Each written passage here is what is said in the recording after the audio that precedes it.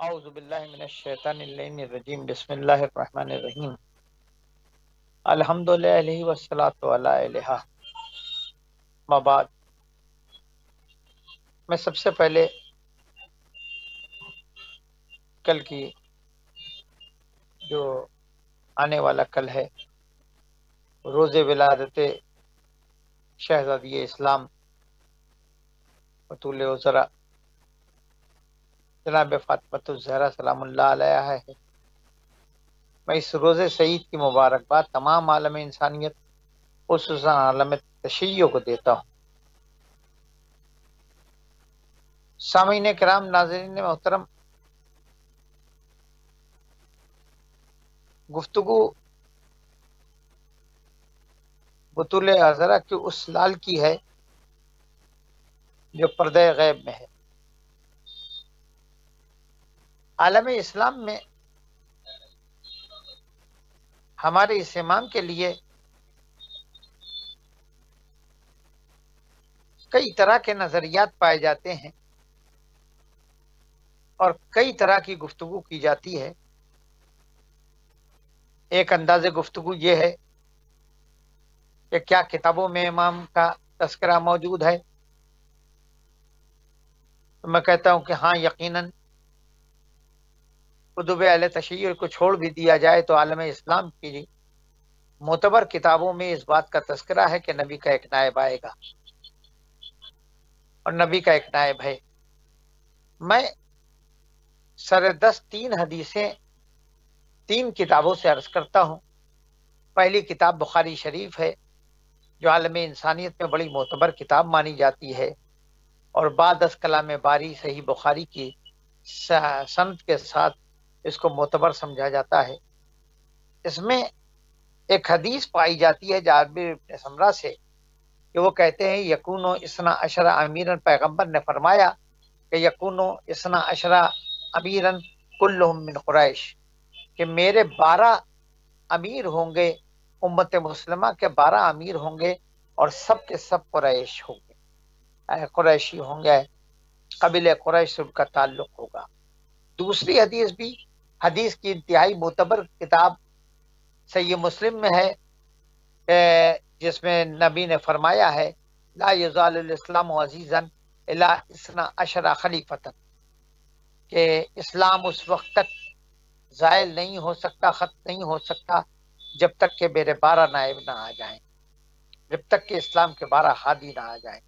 اور تیسری حدیث ملا علی قاری کی کتاب کنز العمال میں ہے لا یزال ھذا الدین قائما الا اثنا عشر خلیفۃ من قریش، کہ یہ دین اسلام ختم نہیں ہو سکتا، قائم رہے گا اس وقت تک جب تک کہ 12 خلیفہ نہ آ جائیں جو قریش سے ہوں۔ یہ ساری حدیثیں اور اس طرح کی جتنی حدیثیں ہیں وہ اس بات کی طرف اشارہ کرتی ہیں کہ نبی کے خلیفہ 12 ہوں گے۔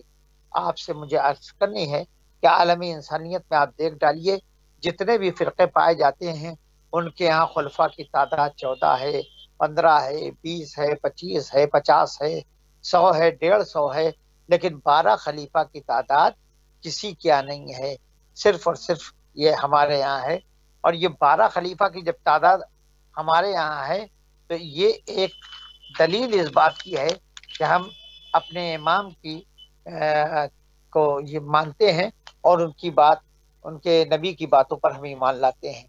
لیکن یہ جو بات مجھے کہنی وہ یہ ذہن میں رہنی چاہیے کہ امام پیدا ہوں گے نہیں بلکہ پیدا ہو چکے ہیں۔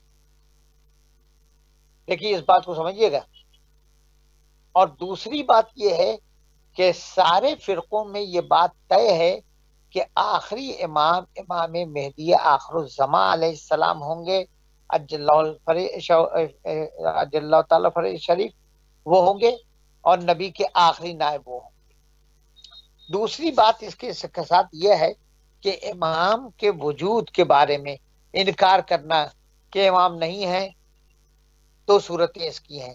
ایک تو یہ مانا جائے کہ امام نہیں ہے، اور ایک یہ کہ ہیں، جو نہیں مانتے ہیں ان سے مجھے بحث بھی نہیں کرنی ہے۔ اس لیے کہ ان کے لیے نہ قرآن ہے نہ حدیث ہے، کسی چیز کو تسلیم نہیں کرتے ہیں، تو پھر ان سے بحث بیکار۔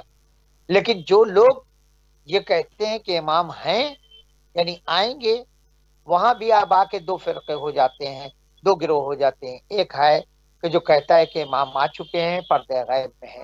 دوسرا کہتا ہے کہ نہیں، امام پیدا ہوں گے، اور پیدا ہونے کے بعد جب اللہ کو ان کا ظہور مقصود ہوگا، جب اس کی مشیت میں آئے گا تو امام پیدا ہوں گے، اس کے بعد نشو و نما پا کے بڑے ہوں گے، پھر اس کے بعد ظہور فرمائیں گے۔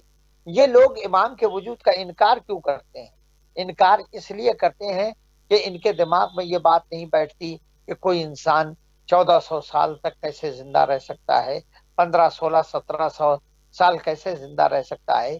یہ بات ان کے دماغ میں بیٹھتی ہی نہیں ہے۔ حالانکہ اگر وہ ذرا سا بھی غور کریں تو یہ جان سکتے ہیں کہ جو اللہ اپنے دشمن شیطان کو طول عمر دے سکتا ہے، ہزاروں اور لاکھوں سال کی عمر دے سکتا ہے، وہ اللہ اپنے نبی کے نائب کو طول حیات کیوں نہیں عطا کر سکتا۔ ایک چوتھا مسئلہ بھی اسی کے ساتھ ساتھ آتا ہے کہ ایک آدمی 1400 1500 سال تک کیسے زندہ رہے گا؟ اس لیے کہ قرآن کا فرمان ہے کہ کل نفس ذائقۃ الموت، جس کے پاس بھی نفس ہے اسے مرنا ہے۔ یقینی طور پر جس کے پاس نفس ہے اسے مرنا ہے۔ ہمارا بھی ایمان ہے، ہم بھی مانتے ہیں کہ جو بھی اس دنیا میں آیا ہے اسے اس دنیا کو چھوڑ کر جانا ہے۔ لیکن بڑی چھوٹی سی بات ہے عزیزان گرامی، اور وہ یہ ہے کہ ہمیں خود سوچنا چاہیے کہ کیا دنیا میں کچھ ایسی چیزیں نہیں ہیں جو کروڑ سال سے موجود ہیں، یا کوئی ایسا مقام نہیں ہے کہ جہاں موت کا پنجہ زبردست نہ پہنچ سکے جب تک اللہ نہ چاہے۔ اگر آپ کہیں تو میں آپ کو یاد دلا سکتا ہوں کہ کیا آسمان ایک ایسی جگہ نہیں ہے، عرش ایک ایسی جگہ نہیں ہے کہ جہاں فرشتے زندہ ہیں، جہاں حوریں زندہ ہیں، جہاں غلمان زندہ ہیں، اور جہاں وہ بھی زندہ ہیں جو زمین سے اٹھا کے پہنچا دیے گئے۔ جب یہ بات طے ہے کہ آسمان ایک ایسا مقام ہے جہاں حیات تو ہے، موت نہیں ہے، تو پھر کیا ہم اس بات پر ایمان نہ رکھیں کہ اللہ جس نے آسمان میں ایسی جگہ بنا دی جہاں حیات تو ہے، موت نہیں ہے، تو کیا وہ زمین پر کوئی ایسی جگہ نہیں بنا سکتا کہ جہاں حیات تو ہو اور موت نہ ہو؟ یقیناً ایسی جگہ ہے، ہم اسے جزیرہ خضرا کہتے ہیں۔ دنیا اسے کسی نام سے یاد کرتی ہو، ہمیں اس سلسلے میں کچھ اور نہیں کہنا ہے۔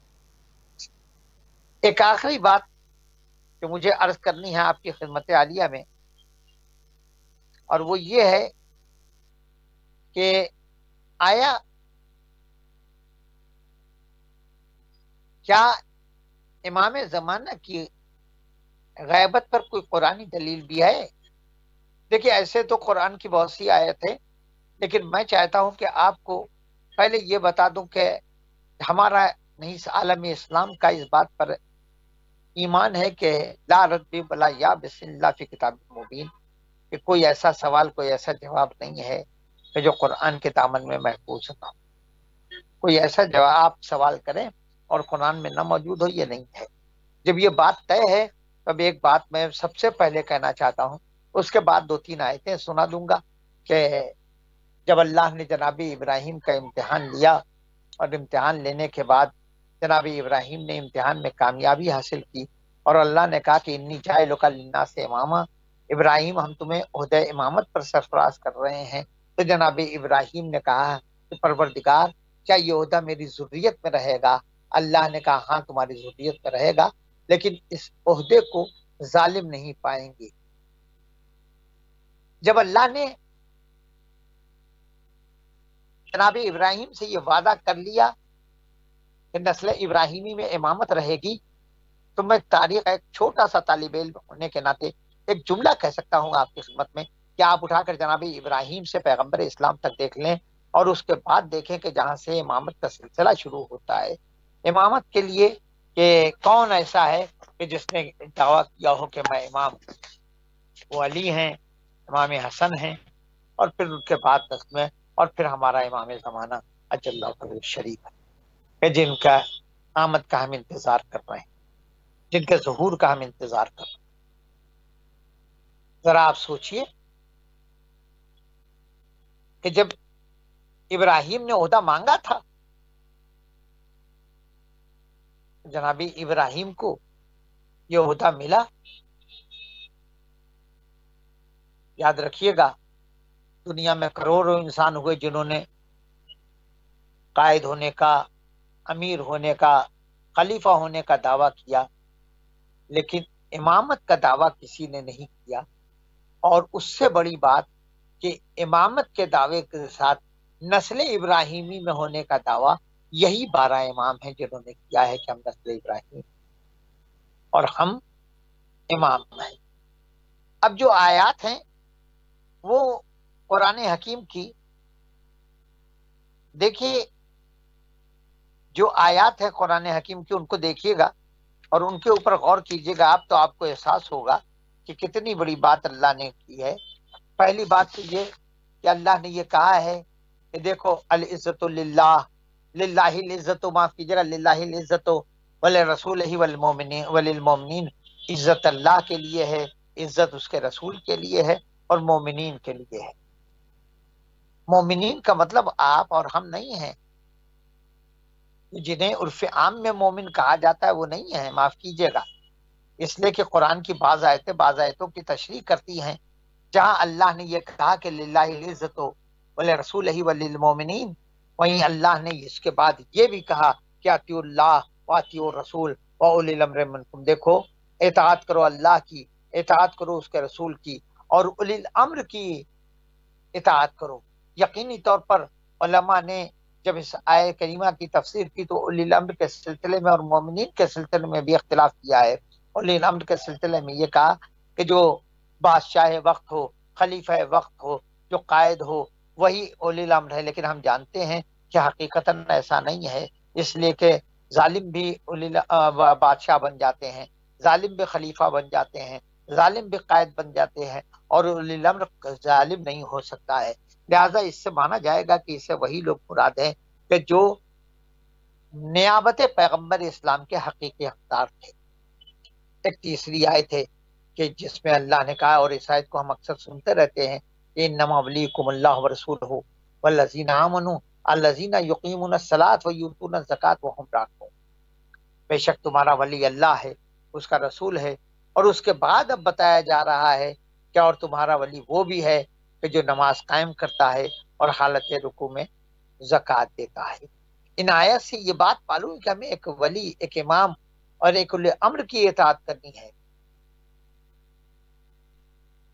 اب جب ہم کو ایک ولی، ایک اولی امر کی اطاعت کرنی ہے تو وہ کون ہے؟ میں نے پہلی آیت پڑھی تھی کہ جس کے اندر اللہ نے کہا کہ مومنین کے لیے عزت ہے.